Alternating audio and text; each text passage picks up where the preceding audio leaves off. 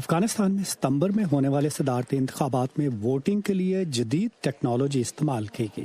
اس کے باوجود independent election commission کے لیے نتائج مرتب کرنا آسان نہیں۔ تاریخی طور پر افغانستان میں انتخابات کے نتائج کسی بحران سے خالی نہیں ہوتے۔ سن 2014 کے انتخابی بحران کے بعد پاور شیئرنگ کا ایک نظام متعارف کروانا پڑا، جس کے مستقبل کے بارے میں تجزیہ کار اب سوال اٹھا رہے ہیں۔ اگر صدر غنی بھاری اکثریت سے دوبارہ منتخب ہوتے ہیں تو انہیں کچھ اہم فیصلے کرنے ہوں گے۔ اگر وہ کم ووٹوں سے کامیاب ہوتے ہیں تو انہیں شاید عبداللہ کو ساتھ رکھنا ہوگا، مگر دونوں صورتوں میں میری رائے ہے کہ افغان حکومت کو انتظار کرنا چاہیے کہ جب آئین میں اصلاحات کا موقع آئے تو اس وقت چیف ایگزیکٹو کے عہدے کے بارے میں بھی حتمی فیصلہ کیا جائے۔ لیکن نتائج کا انتظار کیے بغیر امریکہ کے خصوصی نمائندے زلمے خلیلزاد امریکہ اور طالبان کے درمیان مذاکرات دوبارہ بحال کرنے کے لیے متحرک ہیں۔ کچھ تجزیہ کار سمجھتے ہیں کہ بات چیت کے لیے اب اچھا وقت ہے۔ ہمیں معلوم ہے خلیلزاد خطے میں رہنماؤں سے ملاقاتیں کر رہے ہیں۔ ہم یہ بھی جانتے ہیں کہ سردی شروع ہوتے ہی افغانستان میں لڑائی کی شدت کم ہو جاتی ہے، جس کا مطلب ہے کہ اس دوران مزید بات چیت ہو سکتی ہے۔ آئندہ چند ماہ میں ہم مذاکرات پر زیادہ توجہ دیں گے، مگر اس کا زیادہ دار و مدار صدارتی انتخابات کے نتائج کے اعلان کے بعد پیدا ہونے والے سیاسی استحکام یا عدم استحکام پر ہوگا۔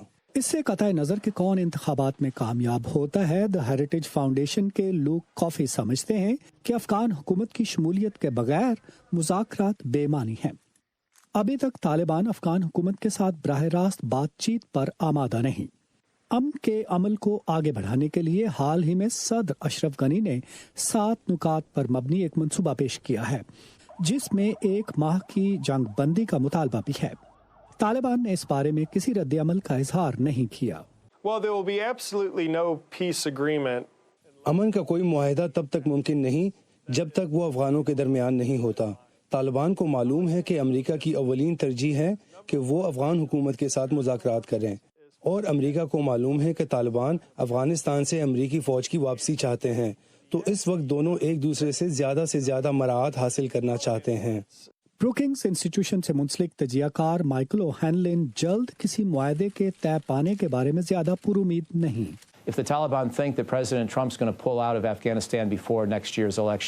اس وقت تو لگتا ہے کہ افغان قیادت میں کوئی بھی مذاکرات کامیاب نہیں ہوں گے۔ اگر طالبان سمجھتے ہیں کہ صدر ٹرمپ آئندہ برس کے انتخابات سے پہلے فوج نکال لیں گے تو پھر وہ کیوں کوئی رعایت دیں گے؟ اگر امریکہ مذاکرات دوبارہ بحال کر بھی لے تو میرا خیال ہے کہ سن 2020 میں کوئی بڑی پیش رفت نہیں ہوگی۔ امید رکھنی چاہیے کہ سن 2021 میں کوئی حتمی معاہدہ طے پا جائے۔ تاہم تجزیہ کار سمجھتے ہیں کہ صدر ٹرمپ نے طالبان کے بارے میں زیادہ حقیقت پسندانہ سوچ اپنا لی ہے، جس کی وجہ سے یہ ممکن ہے کہ اب طالبان مذاکرات کو زیادہ سنجیدگی سے لیں۔ ندیم یعقوب، وائس آف امریکہ، واشنگٹن۔